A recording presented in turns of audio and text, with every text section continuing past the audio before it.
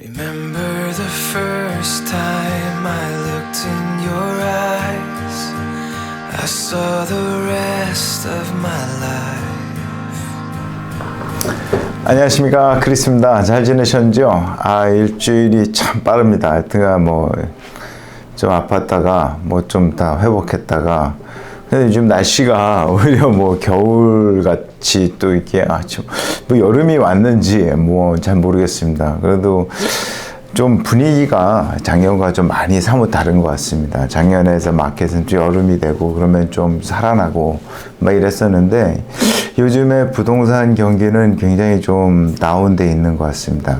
다운돼 있다는 게 가격이 떨어졌다는 게 아니라 이게 매물이 많지 않다 보니까 이게 거래량이 줄어들었다, 이런 말씀을 드리겠습니다. 그래서 또 신문을 좀 보면서 저도 이제 맨날 부동산이 특별한 일이 맨날 일어나고 그런 건 아니지 않습니까? 그러니까 보니까 나와 있는 신문 기사에 나와 있는 것들을 좀 이렇게 정리하다 보니까 요즘에 이자율이 많이 오르다 보니까 좀 주택 구매가 많이 줄어들었다, 그렇습니다. 다운이 좀 적으면은 부담이 되죠. 당연히 부담이 되죠. 이자율이 옛날에 3점 몇 퍼센트, 거의 6.75, 거의 7% 가까이 이렇게 올라다 보니까 이제 구매하시는 분들이 이제 근데 집값이 떨어져야 되는데, 이자율이 오르면 집값이 떨어져야 되는데, 상대적으로 인벤토리가 많이 적다 보니까 이제 집값이 떨어지는 거는 고사하고, 오히려 그 집을 살 수 있는 그 찬스가, 살 수 있는 매물이 그렇게 많지 않다 보니까 모게지도 레이트, 신청하는 레이트 줄어들었다. 이자율이 올라갔고 많이 줄어들었다는 것보다도 집이 없어서 많이 줄어드는 것도 있습니다. 그리고 또 좀 비싼 집들 있지 않습니까? 150만 불 넘어가는 집들은 보통 좀 많이 이 페이먼트에 대한 부담이 좀 되니까 좀 많이 좀 줄어드는 것 같습니다. 줄어드는 거 있고, 그래도 매물이 적더라도 좋은 집들이 나오면은, 좋은 집들은 또 금방금방 소화되는 그런 또 느낌이 들고 있습니다. 하여튼 100만 불 밑으로는 좀 괜찮다 싶으면은 빨리빨리 나가는 것 같아요. 마켓에서도 일주일 안에 나가는 것 같아요. 그래서 100만 불 밑으로 이제 준비하시는 분들은 좀 준비를 잘 하셨다가 에이전트랑 이제 집이 나오면은 좀 적극적으로 좀 오퍼를 넣으시고 그러셔야지만 살 수 있지, 좀 꾸물꾸물거리고 이렇게 생각 좀 해보겠다 그러면 벌써 다 에스크로 들어가고 없습니다. 하여튼 좋은 집들은, 내 눈에도 좋고 남의 눈에도 좋은 집들은 좀 그런 것 같습니다. 좀 경쟁도 좀 많고 그러다 보니까 그런데 이런 집들이 많아야 되는데 집들이 없다 보니까 이렇게 모기지 신청률도 적다. 그런데 이자율이 올라서 그런 것보다도 이자율도 오르는 것도 영향이 있겠죠. 있는 것도 있고, 집이 없으니까 신청하는 레이시 신청률이 좀 많이 떨어지겠죠. 집이 있어야지, 괜찮은 집이 있어야지. 그런데 하여튼간 그렇습니다. 그리고 좀 특이한 것 얘기하면, 남가주 주택 중에서 as is라고 주변 시세와 큰 차이 없다. as is라는 말은 그냥 그 현상 그 자체적으로 판다는 거예요. 보통 예를 들면은 좀 집에 오래 살았는데 리모델링도 안 하고 그냥 사셨는데 그 집값이 옆집에 팔린 가격이 한 100만 불 됐어요. 근데 내 집은 고치지도 않았는데 같이 100만 불에 내놓는 거예요. 업그레이드도 됐는데도, 업그레이드도 안 된 상태에서도. 그 말은 무슨 말이냐면은, 인벤토리가 많이 없다 보니까 위치랑 로케이션만 좋고 주변 환경만 좋으면은 그냥 사시는 분들이, 그냥 as is로 사는 분들이 많이 계시다. 그리고 또 오퍼를 넣을 때도 까다롭게 하면은 그 오퍼가 잘 안 돼요. 보통 봤을 때 살 때도 as is로 사겠다. 그냥 있는 상태로 사겠다. 또 파는 사람도 안 고쳐주고 그냥 as is로 그냥 팔겠다. 이런 식으로 됐습니다. 근데 주의할 점 하나는, 사시는 분들도 그 VA 론 같은 거 있잖아요. 그 베테랑스 론 같은 거는 그 어프레이저가 나왔을 때 좀 지적사항이 많아요. 그래서 완벽하게 고쳐져 있지 않거나 좀 이상하게 잘 안 된 집들은 고쳐달라고 해요. 그래서 론 하는 와중에 좀 문제점이 좀 발생합니다. 그래서 셀러가 집을 고쳐줘야 되는 부분들이 좀 생기게 돼요. 그거는 좀 참고하시면 될 것 같고요. 저도 옛날에 그 베테랑스로 BA론으로 된 손님이 샀는데 제가 손님이었죠.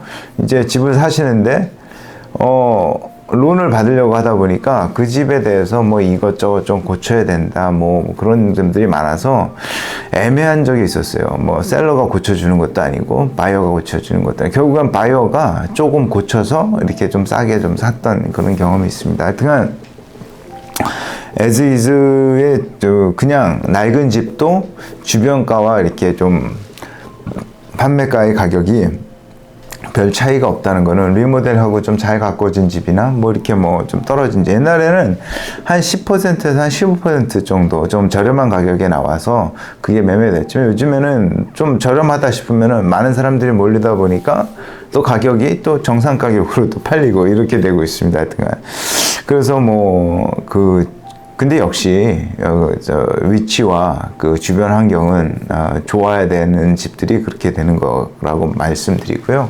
뭐 그렇게 주변 환경이 안 좋거나 뭐 이런 집들은 조금 보면은 as is로 팔더라도 좀 저렴하게 좀 깎아서 좀 주변 시세보다 좀 낮춰서 파셔야 되는 그런 점들도 있다는 것도 말씀드리겠습니다. 뭐 하여튼간 이제 뭐 as is로 사실 때 주의하실 점들은 또 그런 거 있습니다. 뭐 first time buyer가들이 뭐 이렇게 좀 저렴하게 살려고 했던 분들이 사시는 것도 있지만 들어가셔서 좀 고치셔야 될 부분들이 꽤 있어요.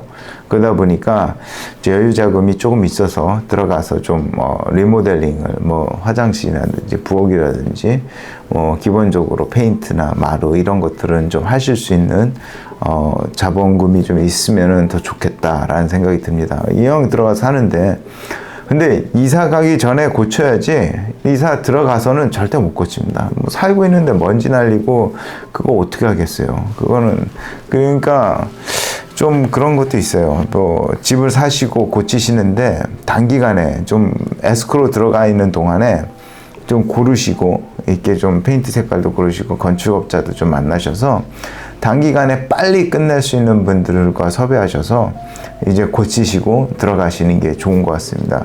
에스크로 기간 동안에 조금 뭐 견적도 받고 뭐 그래서 이렇게 에스크로 끝나자마자 이제 시작을 해서 이렇게 고치셔야지 에스크로 끝나고 뭐 또 그때서야 이제 준비하셔갖고 뭐 고치시는 분 찾고 뭐 자재 찾고 뭐 그러면은 페이먼트는 페이먼트로 나가고 또 시간을 또 좀 낭비하고 비용도 좀 낭비할 수 있는 그런 것들이 생깁니다. 그래서 뭐 요즘에는 좀 주변가보다 좀 싸다, 뭐 좀 더 낡아서 좀 깎을 수 있을 것 같다, 뭐 그런 것들은 동네가 괜찮으면은 그런 건 전혀 안 통하고 그냥 주변가의 가격에 비슷하게 팔린다. 근데 그래도 조금은 싸죠. 그리고 좀 싸게 내놔서 그 마케팅 전략 중에 하나가 좀 싸게 내놔서 많은 사람들이 모여서 가격을 올리려는 그런 또 그 리스팅 에이전트들이 또 그런 방법을 많이 씁니다. 그래서 비싼 가격에 내놓으면 잘 안 팔리잖아요. 근데 싼 가격에 좀 내놓으면 여러 사람들이 많이 몰리니까 그 중에서도 좋은 가격을 픽업해서 이제 가는 거죠. 근데 일단 그건 있습니다. 집을 사시려고 마음을 먹었다면은 일단 내가 오퍼를 받아야 되는 거예요.